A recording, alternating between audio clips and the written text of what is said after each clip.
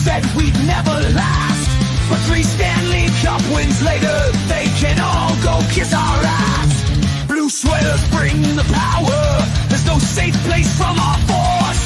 Another trophy in our sights, we're coming for the fourth. Thunder strikes and lightning rains, the bolts will charge, they'll break the chains. Feel the fury, hear the roar, we'll shock the league forevermore. Blades of steel carve through the ice, the lightning's wrath, you'll pay the price. A storm is brewing, a legend's might, the Tampa Bay Bolts ignite the night. From Lecavalier's legacy to Stamkos' fiery shot, a dynasty of heroes forged in battles hard fought. Kucherov's deadly magic, Vasilevsky guards the gate. The thunder rolls, the crowd erupts, our victory is fate. Thunder strikes and lightning rains, the bolts will charge, they'll break the chains. Feel the fury, hear the roar, we'll shock the league forevermore. Blades of steel carve through the ice, the lightning's wrath, you'll pay the price. A storm is brewing, a legend's might, the Tampa Bay Bolts ignite the night.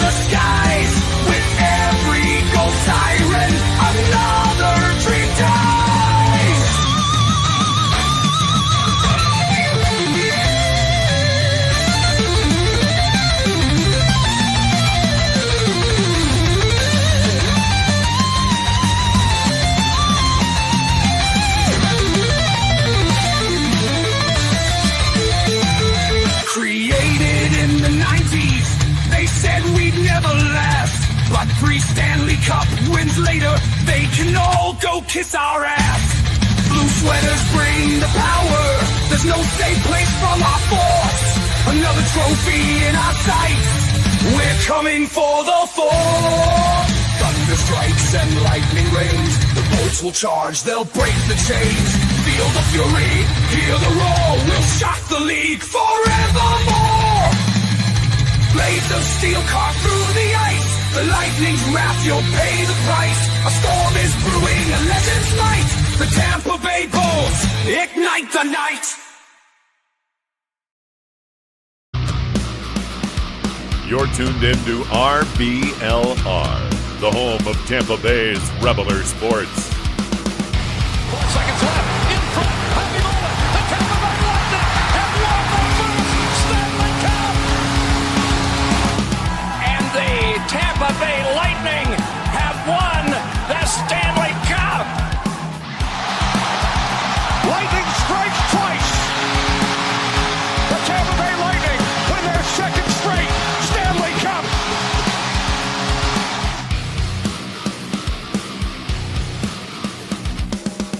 Hello everybody and welcome back to RBLR Lightning. As always, my name is Jake Ricker. Alongside me, it's Matt Gannett and Michael Wax joining us back this week. Michael, welcome back and joining us. Happy to have you here. Guys, we got a lot to talk about. We welcome everybody joining us live today as well. But first and foremost, before we get all to the fun stuff of recapping the games, looking ahead, or 3 stars of the week, how you guys doing today? There's fun stuff to talk about? Oh, well, I mean, kidding. if you want to use that negative connotation, but, you know, you got to find the positive sometimes, Matt. Yeah, I won't be so morose this show. I'm doing all right. But, Michael, thank you for joining us. Glad to have you back as always. I didn't know you were such a Debbie Downer. I haven't been on the show for quite a while, and Matt has turned into the Debbie Downer of the show, apparently. Much standardized playing time, was that it? Yes, that's Yeah. exactly it. Well, we got a lot to get to, good and bad. And there hasn't been the perfect week of hockey for the Lightning, especially the last 2 games. But we'll take a look at it, talk about it, and see how the Lightning can still bounce back because they're still in a very good spot. They've won a lot of games this year, and they put themselves and earned that right to be in that good spot when it comes to playoff standings and all of that fun stuff. But with that said, let's get right into it. Don't forget, if you guys want to join the conversation, leave a comment down below. We'd love to hear what you guys have to think. We'll put it up on screen and talk about it as well, so don't be afraid to jump in there to everybody who's joined us live. First game, though, for the Lightning, they played against the Dallas Stars, and a game that – guys, I thought it was a pretty good hockey game. Very entertaining to watch, especially if you're an NHL fan. Lots of back and forth action. Lightning win it 3-2 in the shootout. I know everybody doesn't love the shootout, but pretty exciting shootout, especially for Gage Gonsalves, who gets the game-winning goal in this one and wins it for the Lightning. Guys, your thoughts on this game against Dallas? I thought it was, as a objective NHL fan, one of the more entertaining games throughout the entire season. Like as a fan of neither team, just what an entertaining game to watch. Unfortunately, the Lightning did blow a 2-goal lead, which, is a bit of a bummer. But throughout the entire game, I thought they were the better team by a wide margin. Just a couple defensive errors that ended up as goals against. But no, for the 85-90% of the game, I thought the Lightning were dominating a very, very good Dallas team. They're kind of faltering right now, which, you can't use that as an excuse. And I won't, because the Lightning played very, very well. They played well in front of Vasilevsky, and they dominated in the offensive zone. And that's, slightly in part to the just juggernaut duo of Anthony Cirelli and Brandon Hagel. Those two guys were just flying the entire game, especially Cirelli. I mean, whenever he plays Dallas, he just turns into Wayne Gretzky, Mario Lemieux. Like, he is just a Dallas killer.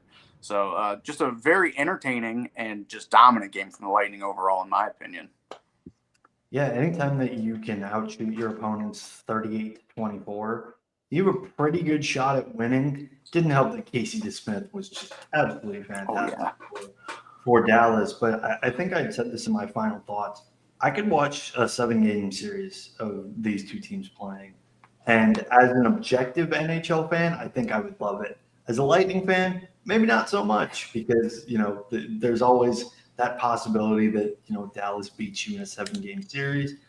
As we saw in 2020, didn't happen. But, there was always that opportunity. I thought, Hagel, Cirelli, as you guys mentioned, had really good games. Gage Gonsalves getting the overtime winner, or shootout winner, I should say. Really, really loving his confidence since coming back from Syracuse. I want to say he's like 0.65 points per game since his call-up, which you'll take that anytime, especially from someone that's on the third line.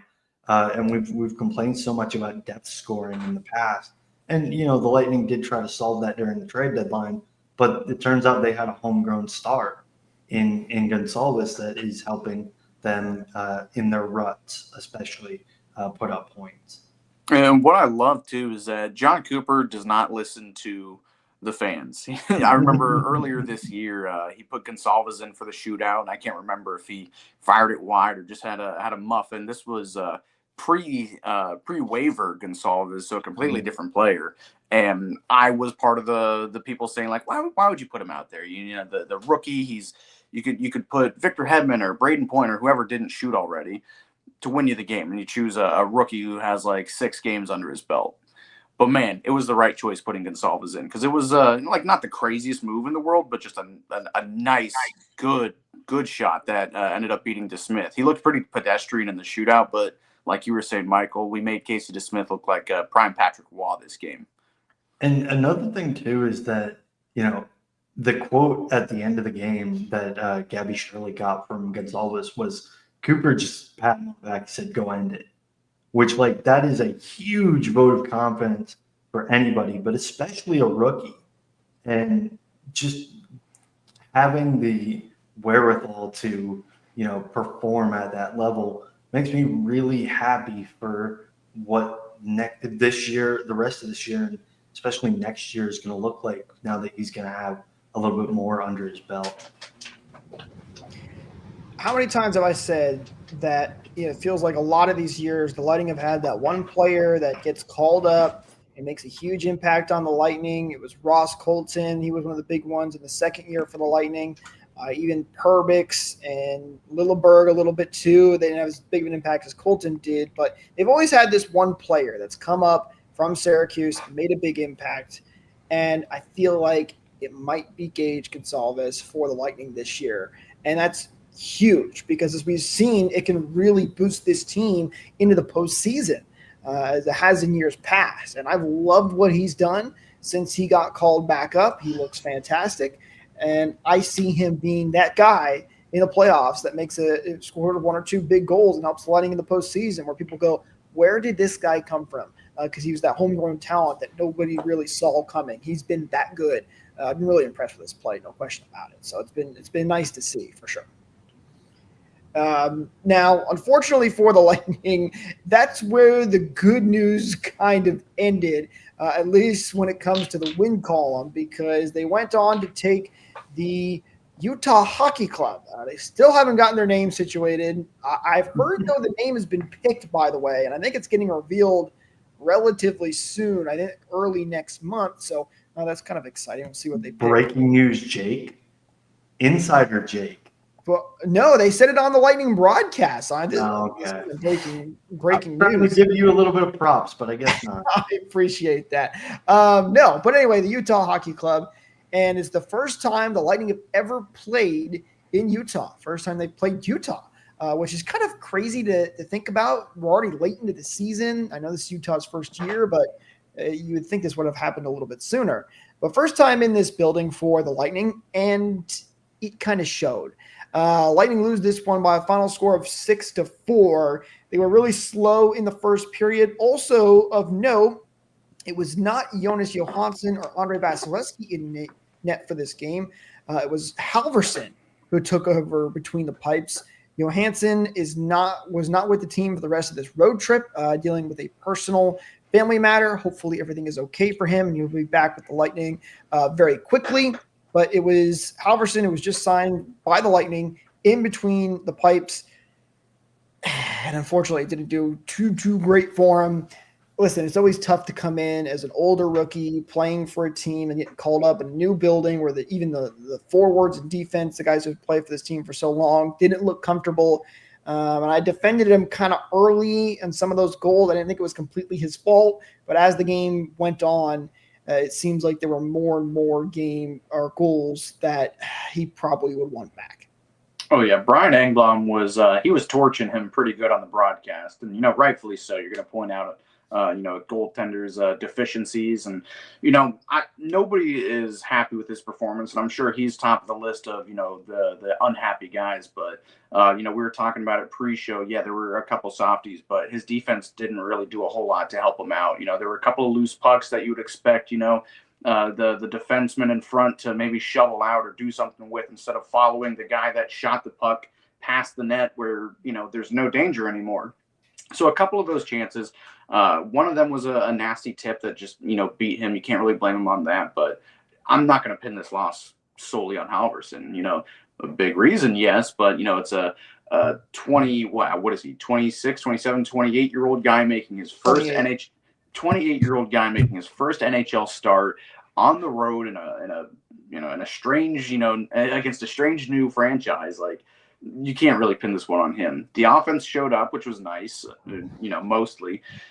But yeah, just a bit of a bummer of a game. I'm glad, it wasn't against, somebody we're in a fight for a playoff spot with. At least it was against a Western Conference team, nothing you're really going to really kick yourself for losing to. But yeah, just a bit of a bummer of a game. Another non-full 60 minutes played. You kind of don't show up for the first period, and then you're playing catch up for the rest of the game. So a bummer. Yeah, and again, I was one of those people that, just like Jake, defending him early. At the end of the day, he got beat 7 times. Yeah. Like only 5 of them showed up in the score sheet because of the video review team. But you're never going to win if your goaltender gets beat 7 times. It was a rough game for him. And I think in hindsight, I know they said, oh, the plan all along was for Vasilevsky to start against Vegas. I think in hindsight, they would have liked to have banked the 2 points against Utah and roll the dice against Vegas. Like, I know their plan was, something they had etched in stone, but now you're looking at a standings where you're pretty far when it comes to everybody and how they're doing, pretty far into third place. So you had that opportunity to really grasp firm control of maybe a tie for first or a tie for second. And unfortunately, now they've lost both of those games back to back. And, the offense showed up and the defense and the goaltending didn't. And as we'll see in the next game, the goaltending pretty much showed up and the defense and the offense didn't. So it was definitely an interesting back to back. It was nice to see the offense going, though, because they scored. There was a 1-goal game late in the third period. They did keep it close, and they tied the game at one point, but the defense/goaltending just wasn't themselves at any point in this game, which has been a problem for the Lightning in past. A couple of comments here I want to get to here. Beverly saying, so happy for Sergachev and how that team is so thankful for him, and he seems to be enjoying his new life. Yeah, absolutely. Listen, I've got no ill will to Sergachev. He was a fantastic member of the Lightning. Kind of miss him right now. But, hey, he seems like he's doing well in Utah, which is really, really good to see. And I can't wait for the tribute video for Sergachev when he returns to Amalie Arena next week. And another thing, I do want to shout out Belle Frazier, my college roommate or college classmate. She is a reporter for the Utah Hockey Club. One of her tweets went kind of viral. It was about Mikhail Sergachev and his, I think they were chickens. Oh, the eggs. The eggs. Yes. So she was the one that tweeted that. But another one that went semi-viral in the Lightning circles was she interviewed Mikhail Sergachev about, facing Lightning for the first time. And the quote that really stuck out to me was, they helped me become a man. Like, they raised me to become a man. Like, that speaks depth to the organization. Of course, there was a lot of, I don't want to say ill will, but a lot of shock to that trade originally, probably. But it doesn't sound like there's any ill will, which is fantastic. No, I mean, how well this franchise is run, how well they treat their players, despite what, people might say about Steven Stamkos and the departure there. Like, I'm sure he holds no ill will. The St. Louis situation is an anomaly, but yeah, I mean, I can't imagine many players ever leave this franchise on their own or via a trade and say it was a negative experience. Maybe Connor Sherry in the future, but that's also a different story. Jonathan Drouin. That's his own doing, all right? Well, that is true. He's got nobody to blame but himself. But yeah, Sergachev, I mean, that is a heck of a quote, Mike. Thank you for bringing that up. And, he really is a full-fledged, NHL #1 guy on Utah now. But, I'm just thinking back to even this time last year where we're saying, man, he's only like 24 or 25, however old he was, and now he is a full-blown veteran, if you will. So good for him. Happy to see him. And yeah, I can't wait to see the tribute video. I know that one will be a definite tearjerker. Lightning have brought back older defensemen before. Maybe Sergachev makes an appearance back in a Lightning uniform one day. Maybe. Yeah, the full quote, I grew up to be a man there, and I will always remember it. So very cool. Pretty good stuff from Bell, and I'm really happy to see that the Lightning are a model organization. For anybody that doesn't know, by the way, about the chicken quote that Michael referenced earlier, the egg quote. Sorry, Sergachev has chickens apparently at his home in Utah, and he has been giving out eggs to all of his teammates, especially with how expensive eggs are right now. It became a very funny joke, and that saying Sergachev is single-handedly driving down the price of eggs. I think one of his teammates asked. This was the funniest part. One of his teammates asked Sergachev, hey, make sure your chickens don't have the bird flu, because that's what the problem with all the chickens is right now. And Sergachev said, I can't believe you would disrespect my chickens like that, which is so great. Miss Sergachev for sure. Glad he's doing well in Utah. So thank you for that comment, Beverly, and getting us on that track. Comment here from Daniel saying backup goalie is a clear need this offseason. It's funny you say that because it feels like the Lightning have a very weird relationship when it comes to backup goaltenders. Ever since Vasilevsky, really, the Lightning have had a rotating cast of backup goalies. Johansson is the current one. You had Brian Elliott 1 year. You had Two. Curtis McElhinney 1 year. Two. What's that? 2 for both of the previously Two. mentioned guys. Right, yeah. Peter For Budaj. 2 years. Well, one you get what I mean. Peter Budaj is another one. There's been a lot of different backup goalies. And each of them have, I think, served their purpose.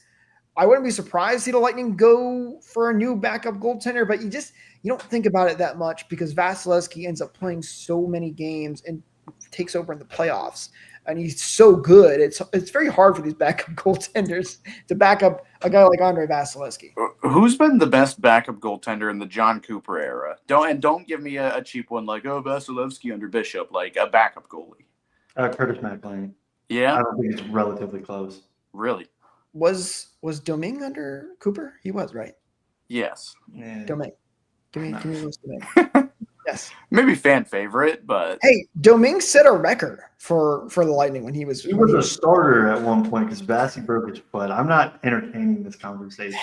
you could have put me in net on the 2019 team, and I'd have had a 10-game win streak. Yeah. Let us know in the 11. comments down below. Who do you think is the best goaltender to back up Andre Vasilevsky in the John Cooper era? Nabokov.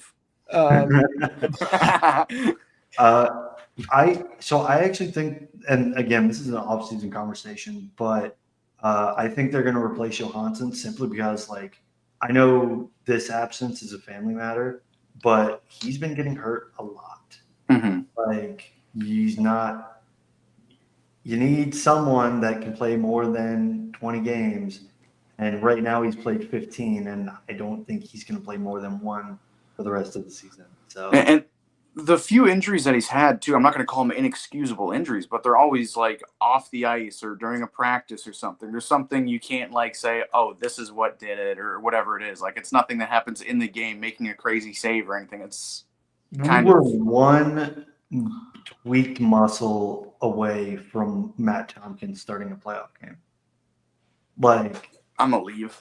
Yeah. And Vasilevsky was the best player in that series too. Hey, you know what? If we play the Leafs, I'll take Matt Tompkins. He shut down Matthews the last game of the season. So He did. Comment here from Lisa Bio answering Matt's question earlier. Number one. Yeah, Lisa.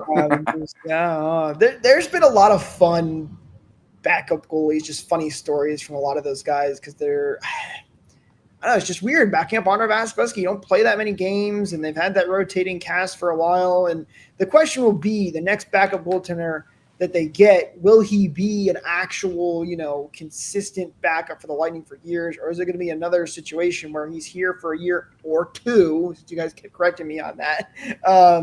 It's another one of those situations. I don't know. We'll see what they do when they get to the off season. Maybe we can get Shesterkin so he can learn what a real goalie looks like. Wow, shots fired at Shesterkin. I couldn't imagine that being there. Goalie.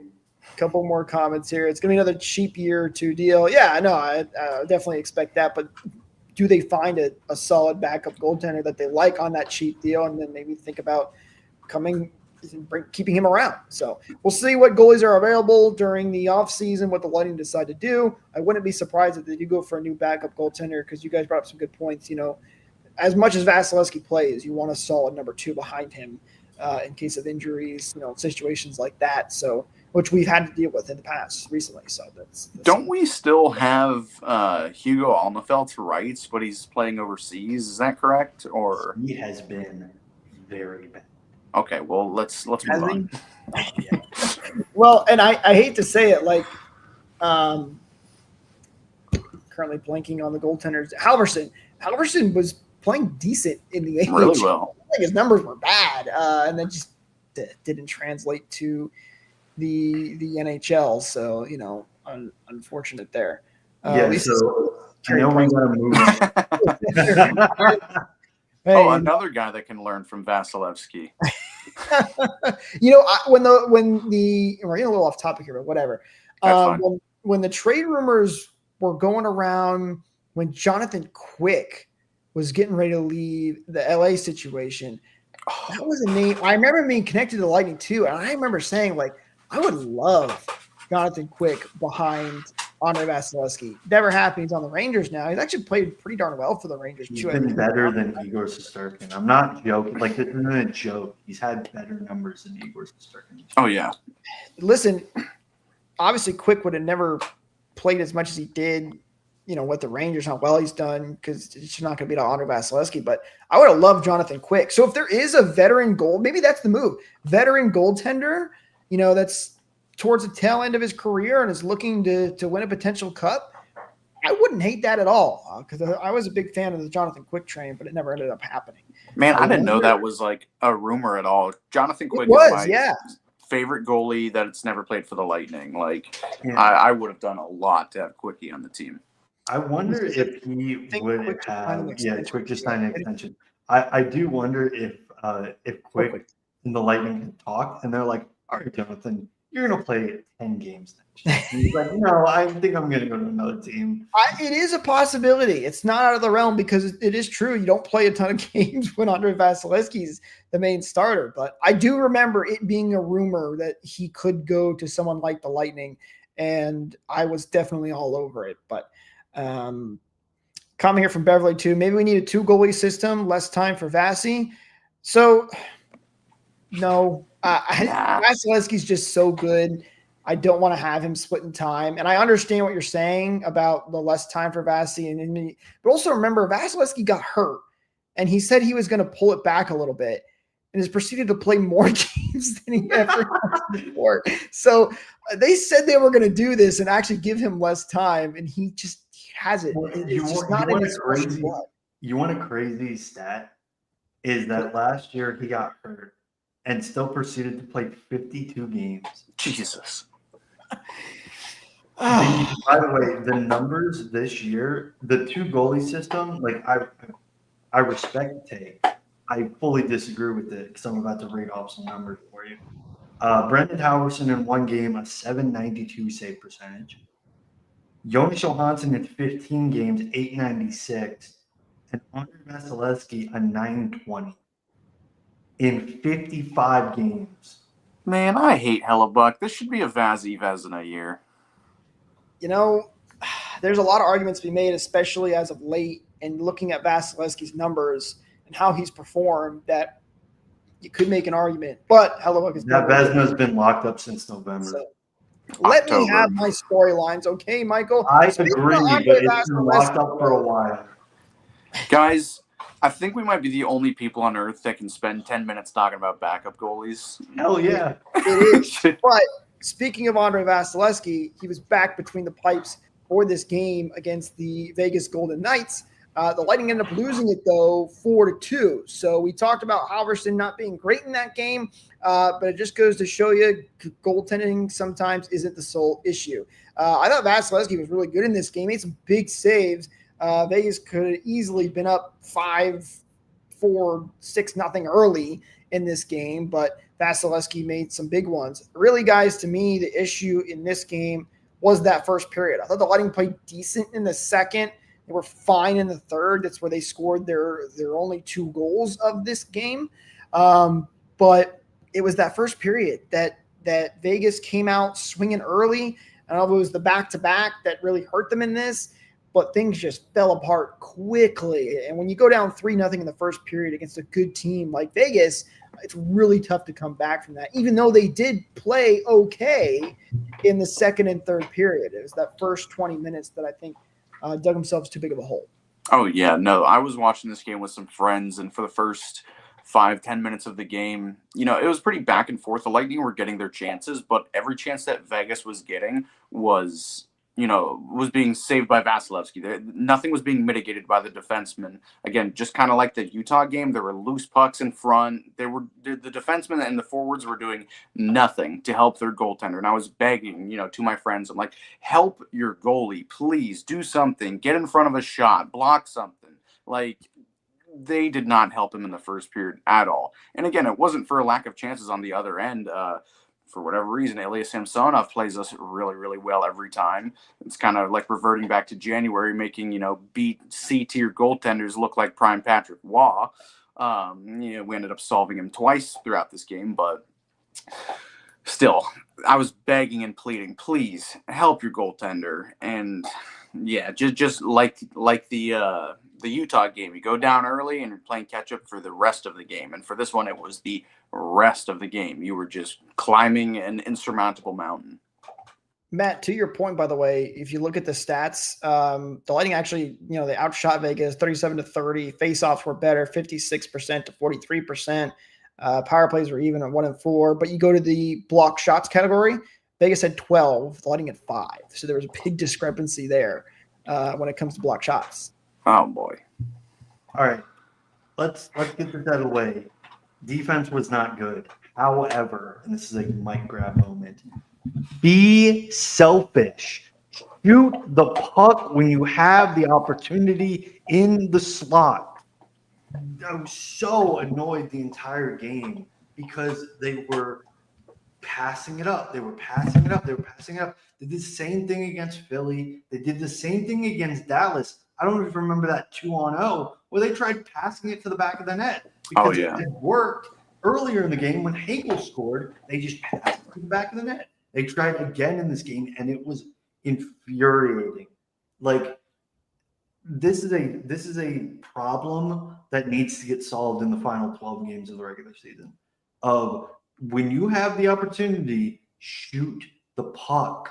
Shoot for a rebound, shoot for a deflection, shoot for something. Like, they're looking for the perfect play. And on the power play, it's one thing. Thank you, Lisa.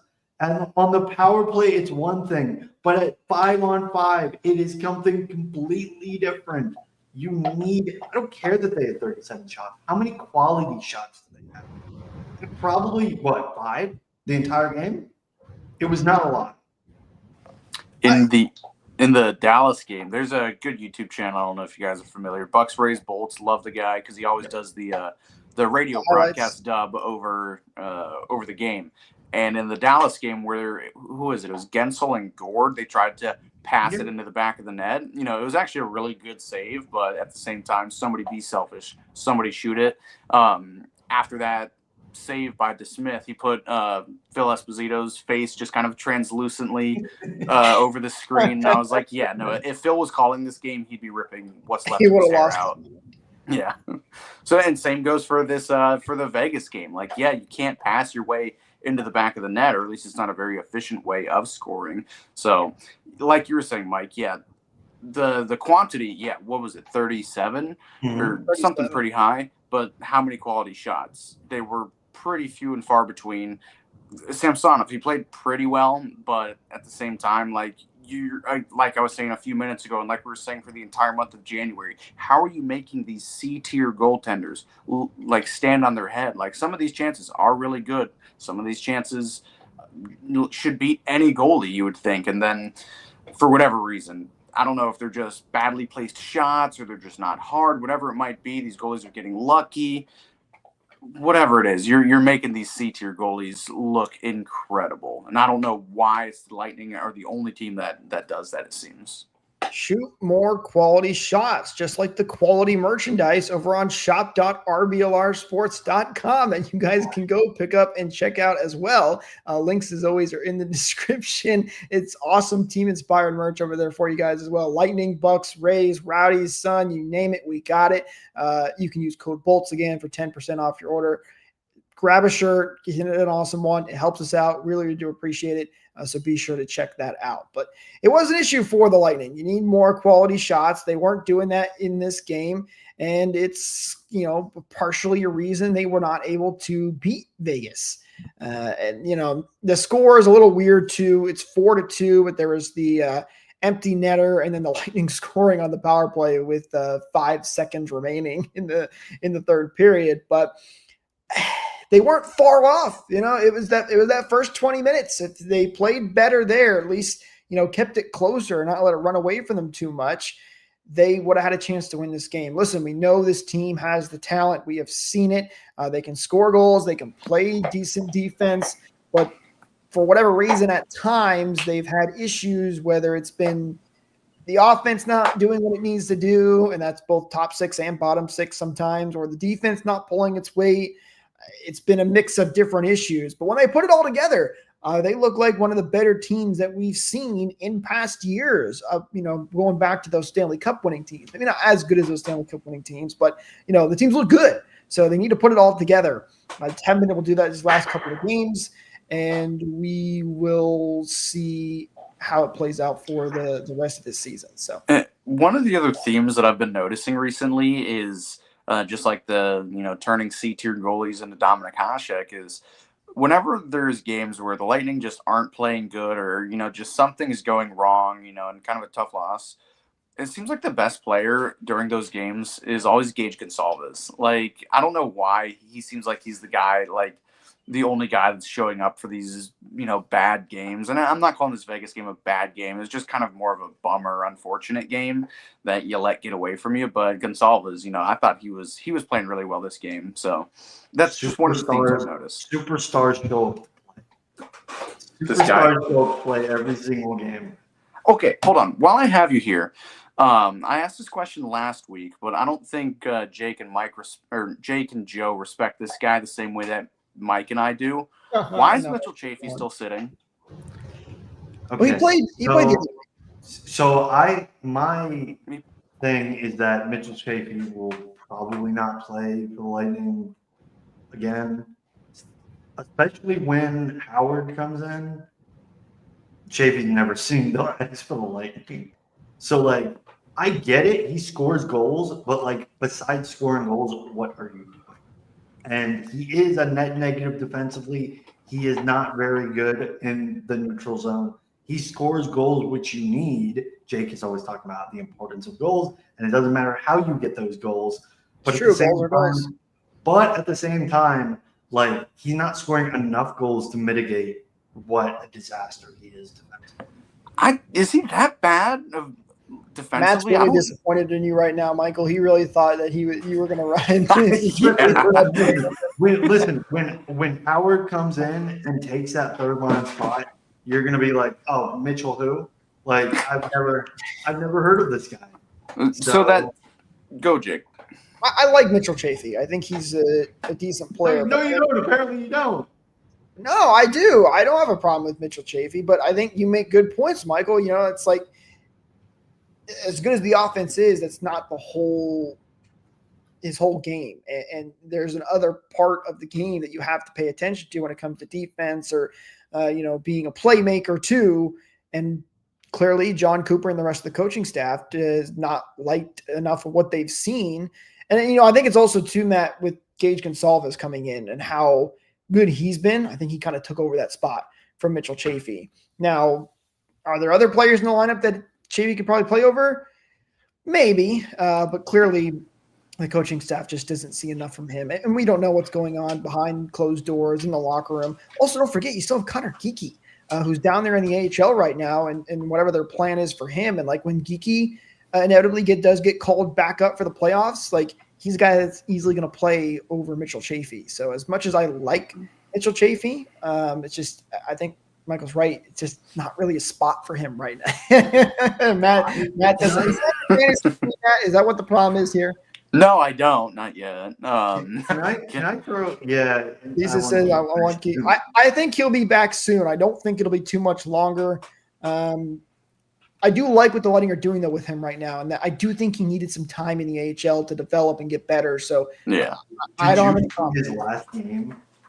Oh my Lord, he was so good.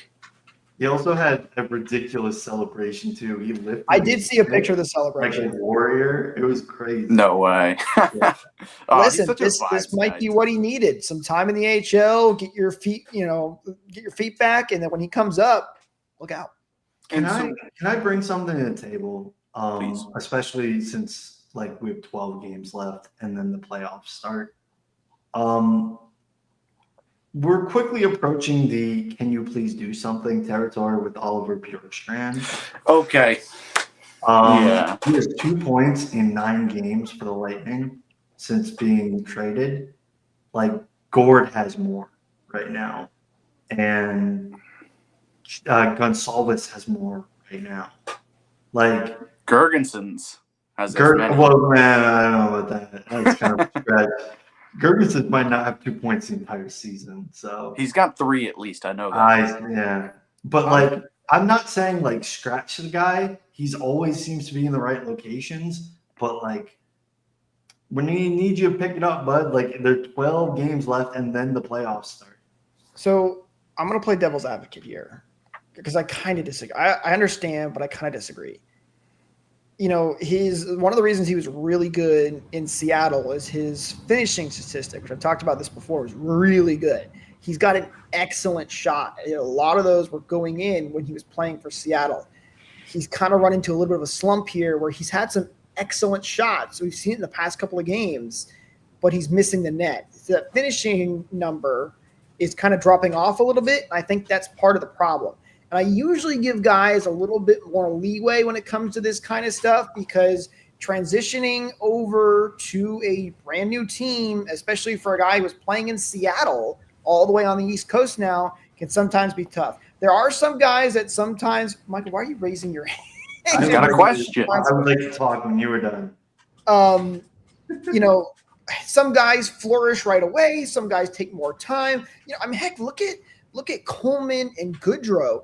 You know, even those guys, like right at the beginning, they weren't good, and you saw the potential there, but they didn't get in right away. They needed some more time to get used to the system and really get going, and they turned into those great players for the Lightning.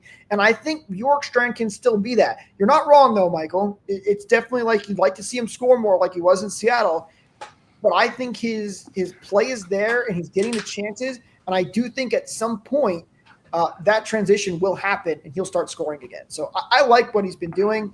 I know it's been a little frustrating. So coming from Beverly too, how can I forget Hagel last year? Hagel was a big guy who kind of started real slow for the Lightning and then really picked up out of nowhere. So I think he's just one of those players that needs a little bit more time and he's still getting those chances, which I think is the important part here.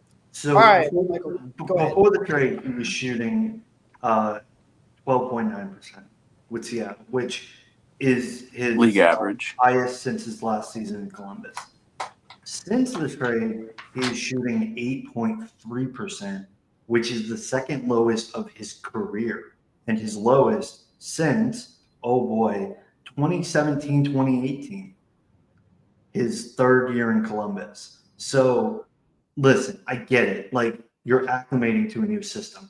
He's not playing poorly, but like, I need something. Whether if it's assists, if he puts up assists, I'll be the happiest guy in the Lightning fan base.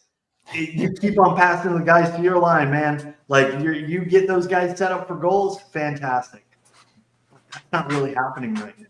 Well, see, I also don't know if that's his style. Like, I think he's more of a goal scorer than he is a playmaker.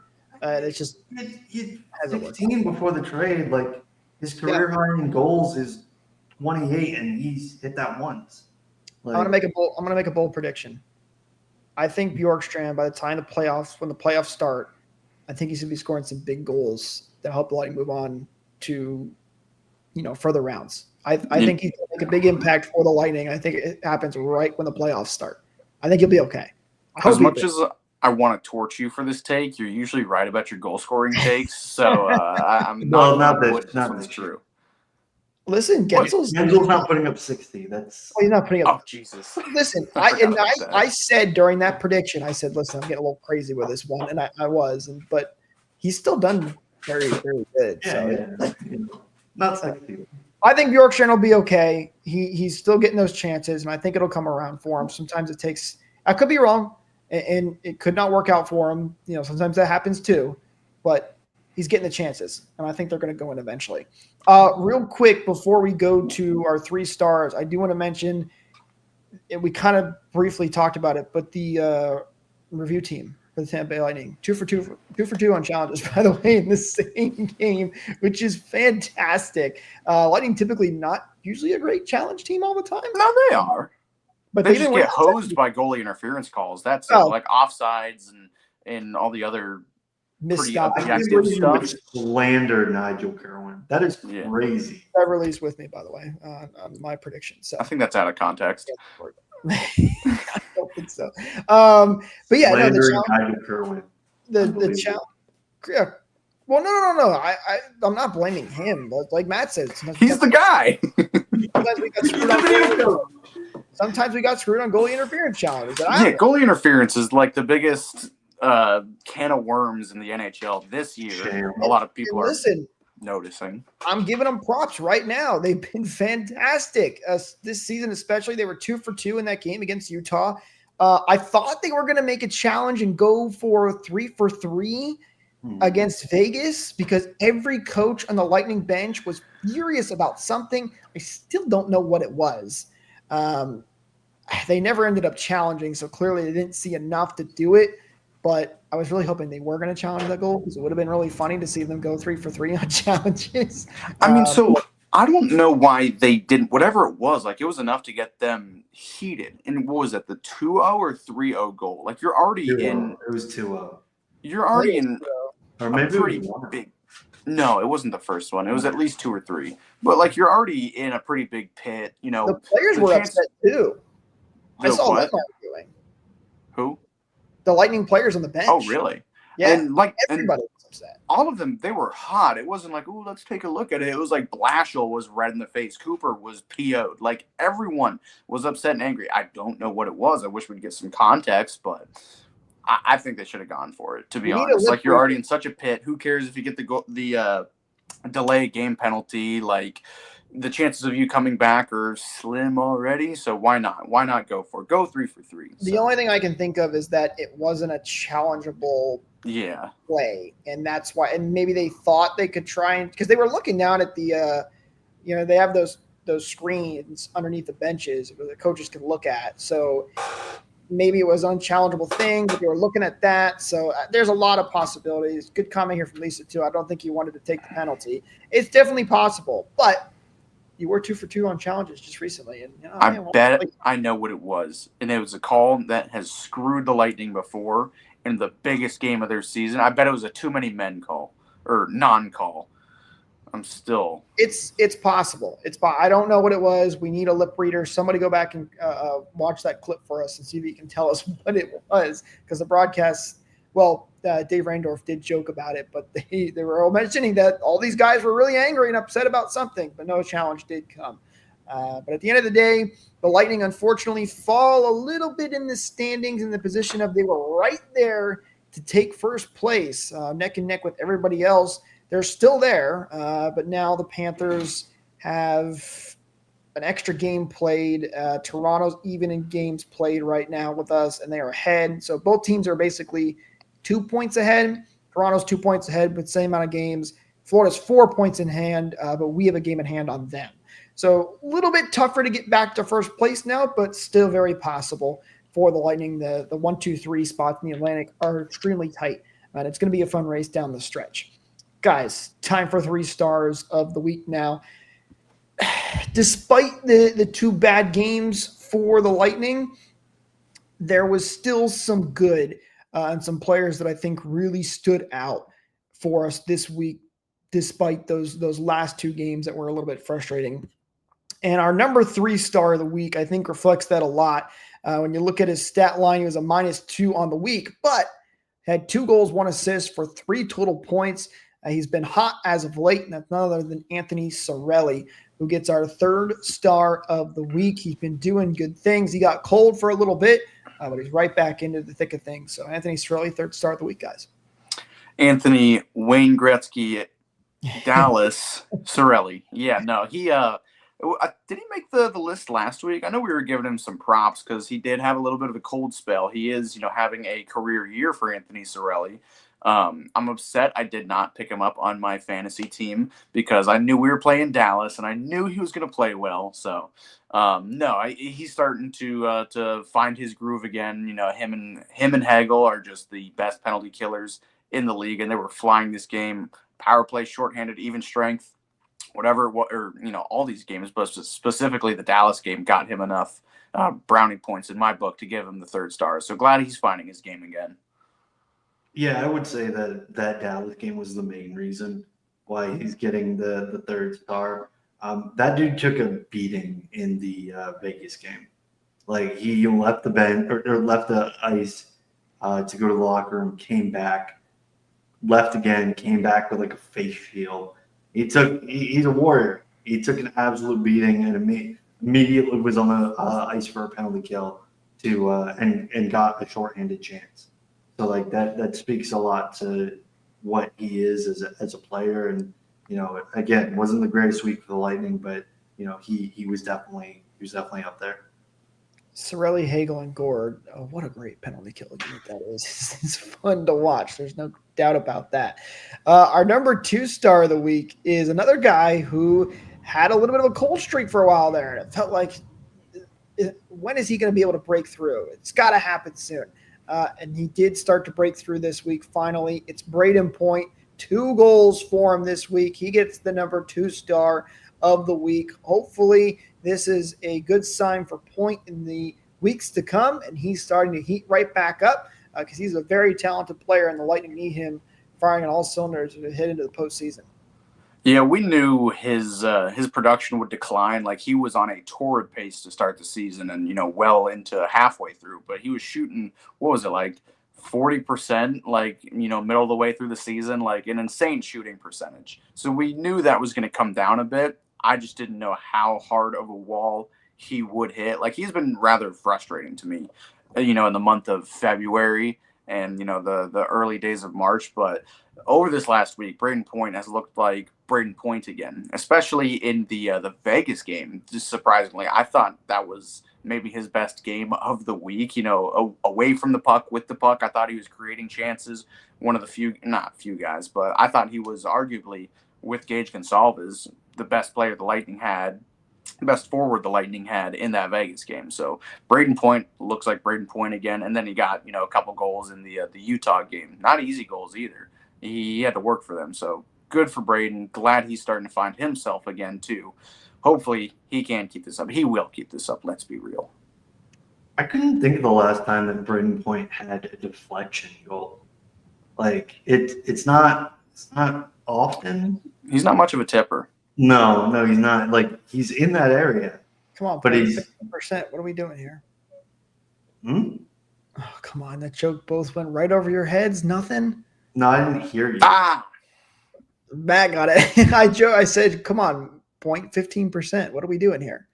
Oh. Tipping, the whole commercial the NHL did, bad tippers. All right, whatever. The moment is lost. Please. All right. So, good week for Point. As Matt said, he was maybe not statistically, but you could definitely see that he was visibly one of the better forwards for the Lightning in that Vegas game.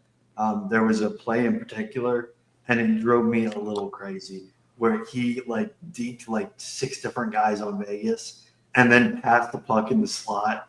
And I was just like, my God. I know that one. You had a wide open opportunity and you still passed it. But at the same time, if those games are one-offs, you're happy with the way that, Point's not going to do that again. Same with missing a team meeting. He's not going to do it again until he does it again. So I was going to say, you sure? He's done it twice now. He's not going to do it for the rest of the season. There's the good news there. Well, he gets the number 2 star of the week. Hopefully good things to come for him in the rest of the season. Our number 1 star is a guy that was, came in amidst I don't want to say controversy, but there was a lot of talk when he came in. Turbulence. Yeah, that's a good word for it. But he has really, really, really impressed. He's been fantastic. Not quite going to get to my 60 goal mark on my crazy bold prediction. But Jake Guentzel is our number 1 star of the week. 1 goal, 2 assists for 3 total points for him this week. He's been fantastic. No other way to put it. Jake, it's okay. Scoring's a bit down this year league-wide, so yeah, maybe we'll shoot for 59 in the last 12 games. What is he at right now, actually? 34 goals. He's usually a very even player. All right, well, yeah. Listen, 40's nothing to sniff at. You know, Oh, 40-goal season. Yeah, we'd go crazy for 10 years ago when Jimmy Benn won the Art Ross with 87 points. 40 is really what I really meant anyway. So Yeah. Oh yeah, that's what came out of your mouth. 60's the new 40. Anyways, Jake, Jake Gensel, he's been on this list plenty of times. You're welcome. He's exactly, as advertised. He does all the little things, and nothing he does is super flashy or special or whatever. But man, he knows how to dish the puck, play responsibly, and most importantly, put goals in the back of the net. 5-on-5 or on the power play, he's equally as dangerous on both of them. He's just a responsible, smart player, and always seems to be in the right place at the right time. Yeah, and this again is probably going to be another one of those stars we give for one particular game, which was the Utah game. Like all of his points came in that game. He took a penalty against Dallas that I believe was pretty costly. I think it led to the tying goal. He was a -2 against Vegas. So he had an okay week. He had 3 points in one game, which is stuff that we would kill for. Honestly, that was a really good game in itself. But I think he can have 40. I don't think you're too far off, Jake. 6 goals in the last 12 games.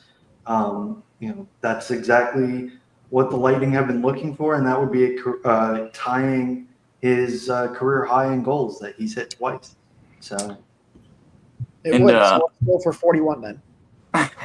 A funny story about Jake Gensel on Saturday during this Utah game. Maybe not a story, maybe not even funny, but I was out fishing, watching the Lightning game, and just trying to multitask both. And both the Gensel goals, right as they went in, were right as I was bringing the 2 fish I caught all day onto the boat. Like right as I get the fish out of the water, Jake Gensel scores. Right as I get the little black tip shark out of the water, Jake Gensel scores. So, man, if we could have had a Jake Gensel hat trick, I could have caught another fish. I'm starting to think that might be the correlation, but it was literally like I had the game playing over the speakers. I'm fighting the fish right as you get it out of the water, boom. Right as you get out of the water, boom. So how's your night fishing? I have to ask, because a lot of the Lightning games are going to be at night going forward. I'll attempt to get out a little bit more at night. Okay. Well, real quick too, Jake. Yes. I have an honorary first star of the week, and this is a guy that actually got first star during a game. I think we have to give a big shout out to the Big Rig, Pat Maroon. He did announce his retirement.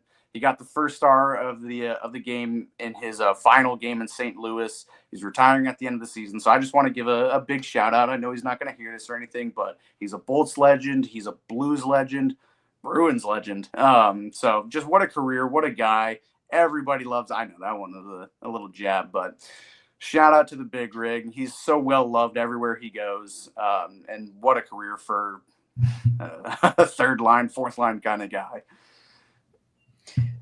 Yeah, there's no question. He was very beloved when he was here with the Lightning. I miss him a little bit.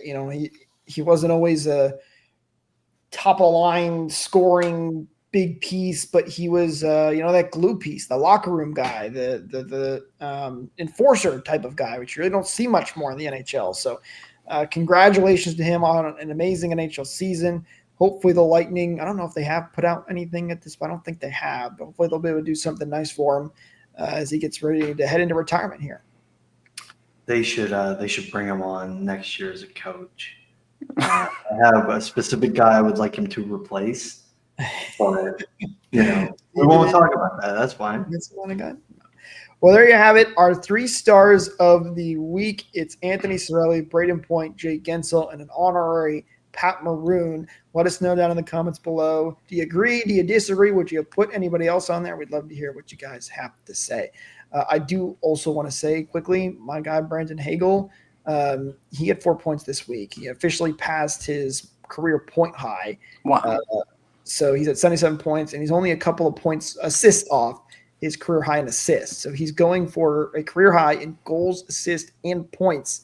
And he's a career high in plus minus too right now. So Hagel doing ridiculous things. It's just unbelievable to watch. So he's no Connor Shear. Nobody is. Yeah. No, he's not. but he does a lot of fantastic things, and I'm ready to see him into the postseason. All right, time to look ahead for the Lightning, though, because we're not at the postseason yet, and the Lightning have not officially clinched as of this moment, but they are close. According to a little bit of research, it does look like the Lightning are 7 points away from getting a clinching scenario here, so they're close, but not quite there. They've got the Pittsburgh Penguins next up on Tuesday, 7 p.m. Eastern. Then they'll have the Utah Hockey Club at 7 p.m. Eastern and the New York Islanders at 2 p.m. Eastern on a Saturday. That's a little bit annoying, but 3 home games coming up here for the Lightning. The biggest one of note to me, guys, is going to be the one against Utah, just because Sergachev returning home to his former place of employment. That'll be a fun game. I hesitate to say 3 winnable games because the NHL, anybody can beat anybody. These are 3 games you hope the Lightning probably have a pretty good showing in. The Lightning like to do well in their revenge games, like the one against Boston a couple nights ago. So you got your revenge game against Sergachev. It seems like they do well in return games too. I was at the Ryan McDonough return game that he was sitting out for, and I think we spanked Nashville pretty good. I might be reaching there because that's the only one that I can really think of. So revenge game. They beat Stamkos in his return game. There you go. Maybe it's just a Nashville. Against Nashville. Maybe it's just Nashville. I was going to say, I don't think we do so well against Matthew Joseph. So, God, that's different. I'm talking about initial return. Somebody who gets a video tribute. I bet Joseph did get a tribute. They probably get. Well, I was about to say they'd probably give Bogosian a tribute, but you would have loved that. I would. 3-0. They need to go 3-0. That's the hope. Will it happen? Who knows? They go 3-0. I don't disagree. These are 3 beatable teams, but also I just know how things go. Sometimes things go wrong, and I hope they go 3-0. I hope next week when we're talking here, they do that. Don't forget to like and subscribe. Ring that bell for notifications so you don't miss out on that episode, by the way, when we do go live next week, so you can join the conversation with us here as well. But 3 big games for the Lightning. We'll be back to recap it all next week, and we'll see where the Lightning place in the standings when it comes to that. They're right up there. It's very tight in the Atlantic Division, and it's a big deal because it's going to determine who you play, and there's not a lot of friendly playoff matchups right now for the Lightning. You're either playing Toronto, Florida, or Ottawa right now, and all 3 of those matchups I don't love, but hey, make the postseason, and you never know what can happen. I think at this point we should just lose most of the rest of the games so we can fall into one of the wild card spots. I think that's probably the most preferable. So if we don't win the division, fall into one of the wild cards or drop down to wild card 2 and let's go from there. A few more things before we go. First of all, congratulations to Cooper Flinton for signing his entry-level contract, 2 years. Also, good luck to, and this might take a while, Jack Harvey and the Boston University Terriers, Connor Kurth and Minnesota, Hagen Burroughs and Denver, and our boy Isaac Howard and Michigan State. All 4 of them are in the playoffs to get to the Frozen Four. That's a good point. Fun thing to look forward to. Mike, are you cheering for the Iceman and the Hobie Baker, or are you cheering for the Terriers? Bad question. That's a terrible question. Of course I'm cheering for the Terriers. For those that don't know, Michael is an alum for that school, so that's why he is so. Listen, if BU and Michigan State face off on Saturday, all the love in the world to Isaac Howard. He's going to lose, and he's going to sign at the ELC, and the Terriers will go to the Frozen Four. There you go. Isaac Howard, by the way, who just scored the game-winning goal for the team in the Big Ten Championship. So things are going well for him. Hopefully we'll see him in Lightning Blue very soon. But that's going to do it for us in this episode, guys. Thank you so much for tuning in once again. Don't forget to like and subscribe, ring that bell for notifications, and hit that share button. It really helps us out, and we really do appreciate it. But with that said, talk to you guys in the next one. Go Bolts!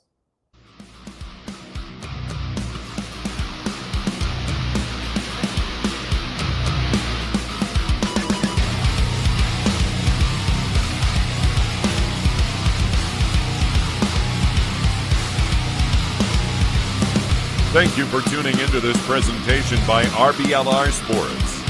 On your way out of the stadium, please remember to like and subscribe.